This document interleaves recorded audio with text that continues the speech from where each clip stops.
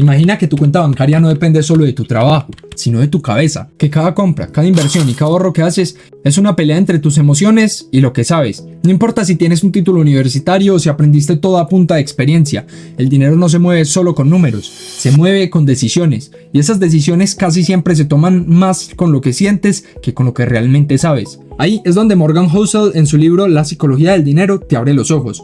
No es un manual con ciertas fórmulas, es más bien una forma de pensar que te muestra cómo la mayoría de las personas pasa por 3 fases inevitables en su vida financiera, y cómo las creencias que tienes en cada una de ellas pueden llevarte a crecer o a sabotearte sin que te des cuenta.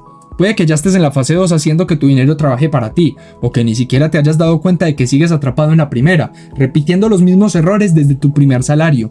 Lo interesante es que no se trata de cuánto ganas ni de qué tan inteligente crees que eres con el dinero, sino de cómo reaccionas cuando lo tienes en las manos, porque todo empieza con el momento exacto en que el dinero empieza a llegar y tu cerebro empieza a gastar. Recuerda ese instante en que cobraste tu primer pago, tal vez fue un salario mínimo, un pago por un trabajo temporal, un ingreso inesperado, y en ese momento sentiste esa mezcla rara de orgullo y libertad.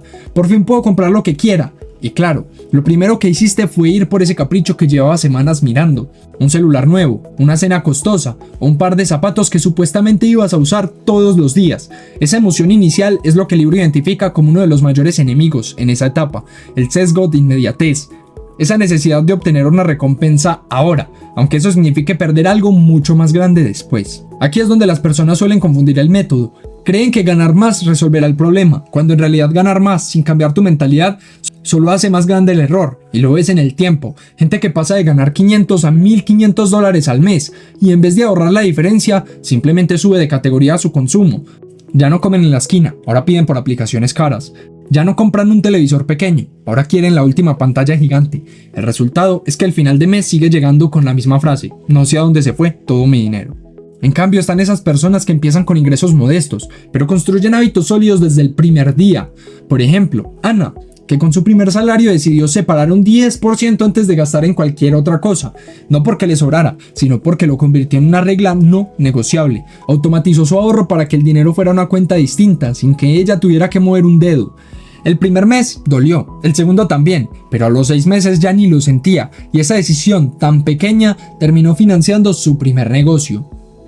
Esto es algo que la psicología del dinero repite de muchas formas. No se trata de una disciplina heroica, sino de diseñar tu entorno para que tomar buenas decisiones sea automático. Y aquí entra la idea de las reglas invisibles para gastos emocionales. Cosas como esperar 48 horas antes de comprar algo que no tenías planeado, o decidir que, si quieres algo costoso, primero debes vender algo de igual valor. Esto te ayuda a frenar ese impulso de inmediatez que tantas veces te hace gastar en cosas que luego ni usas. Otro error muy común en esta fase es no darle un propósito al dinero antes de gastarlo. Mucha gente piensa: primero gasto, luego veo si sobra algo para ahorrar. Y claro, nunca sobra. El libro plantea lo contrario. Primero decides qué quieres que haga tu dinero por ti y luego ajustas tu consumo a ello. Es como asignar tareas antes de que el dinero se disperse en cualquier parte. Si tu meta es viajar, el primer destino de ese sueldo debería ser en esa cuenta de ahorro para el viaje. Si quieres independencia, ese dinero tiene que ir a una inversión, aunque sea muy pequeña. Un ejemplo es el de Pedro. Ganaba muy bien, pero vivía con la idea de que ahorrar es para después. Cuando tuvo una emergencia médica, no tenía nada guardado y tuvo que endeudarse con intereses altísimos. Meses después, su salario seguía siendo el mismo, pero gran parte se iba a pagar deudas. En cambio, su compañero de trabajo, que ganaba menos, había creado un fondo de emergencia de 3 meses de gastos básicos. Cuando se enfermó, usó ese fondo y siguió su vida sin comprometer su futuro. Si bien es el mismo entorno, los resultados fueron opuestos. Si no controlas el sesgo de inmediatez ahora, no importa cuánto ganes después, vas a vivir siempre al límite. Y por eso esta frase no tiene que ver con tu cifra de ingresos, sino con la estructura mental que construyes desde el principio. Porque la gente suele pensar que el juego financiero se gana con más ingresos, pero en realidad se gana aprendiendo a proteger lo que ya tienes y a decidir conscientemente hacia dónde lo diriges. Esta etapa es como poner los cimientos de una casa. Nadie los ve, no son emocionantes y hasta pueden parecer un gasto innecesario, hasta que llega la primera tormenta. Ahí es cuando descubres si tu estructura aguanta o si todo se va a derrumbar. Por eso, antes de soñar con grandes inversiones o una libertad financiera, esta fase exige que aprendas a manejar lo básico. Gastar menos de lo que ganas, ahorrar de forma automática, asignar propósitos claros y bloquear las compras impulsivas. Y aquí viene lo más curioso, muchas personas que creen estar en la fase 2 o 3 en realidad siguen atrapadas en la fase 1, pero con más ceros en la cuenta. Siguen comprando por impulso, siguen sin un plan claro y siguen creyendo que el aumento de su salario les dice que el mes estará lleno de abundancia por el sol. Y claro, esa confusión es peligrosa, porque cuando pasas a la siguiente fase sin haber dominado esta, los errores no desaparecen, solo se vuelven más costosos. Porque al final, en la construcción de tu vida financiera, el tamaño de tu cheque no es el protagonista es tu capacidad de jugar a largo plazo sin sabotearte en el camino. A veces, cuando dominas esta primera etapa, empiezas a sentir que por fin tienes el control. Tus gastos ya no te desbordan, tu cuenta de ahorros crece sola y la ansiedad del fin de mes empieza a desaparecer. Y aquí es donde quiero que no te bajes del tren, porque ahora lo que viene es lo que separa a la gente de que simplemente ahorra a la que hace que su dinero trabaje para ellos. Si este tipo de estrategias ya te está abriendo los ojos, suscríbete ahora mismo, porque la siguiente parte es donde tu mentalidad se pone a prueba de verdad y cualquier error puede costarte años, así que también quédate hasta el final. Pasar de ahorrar en un frasco de vidrio a hacer tu primera inversión es un salto que no se mide solo en dinero, sino en confianza. Aquí ya no se trata únicamente de guardar, sino de dejar que el tiempo y las decisiones correctas multipliquen lo que ya has acumulado. Pero este cambio tiene un precio, aprender a vivir con la incertidumbre, porque en la fase de crecimiento no hay garantías, solo probabilidades. Y eso, para mucha gente, es más difícil de manejar que cualquier número en una calculadora.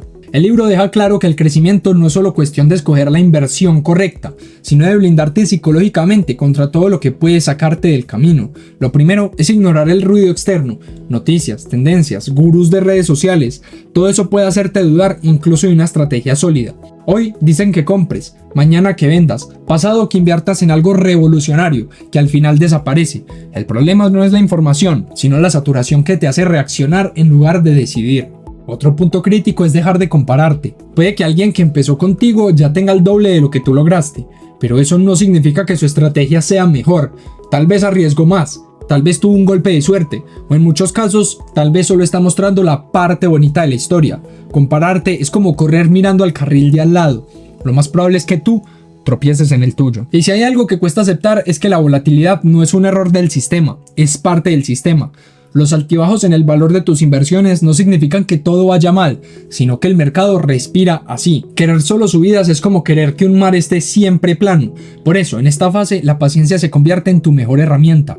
Piensa en Laura. Empezó invirtiendo pequeñas cantidades en un fondo indexado, pero lo hizo cada mes sin falta. Hubo un momento en que sus inversiones bajaron un 20% y muchos vendieron presas del pánico. Ella no, siguió aportando, confiando en el proceso. 5 años después, su portafolio no solo se recuperó, sino que creció más de lo que habría imaginado si hubiera salido en el momento de pánico. Esto es lo que el libro recalca cuando dice que el interés compuesto es más psicológico que matemático. No es solo dejar que el dinero crezca, es resistir a la tentación de interrumpirlo. Si entiendes esto, la fase de crecimiento deja de ser un salto al vacío y se convierte en un camino que, aunque tenga muchas curvas, siempre avanza hacia adelante. Pero todo esto solo tiene sentido si sabes frenar a tiempo, porque llega un momento en el que no se trata de crecer más, sino de proteger lo que ya tienes. Y aquí es donde entramos a la última fase, la más ignorada por la mayoría. Historias de personas que lo tenían todo y lo perdieron no siempre empiezan con una mala inversión, muchas veces empiezan con exceso de confianza. Gente que después de años multiplicando su dinero se convence de que nada puede salir mal, hasta que un cambio inesperado les quita más de lo que creyeron posible. En la fase de conservación la clave ya no es la velocidad, sino la estabilidad.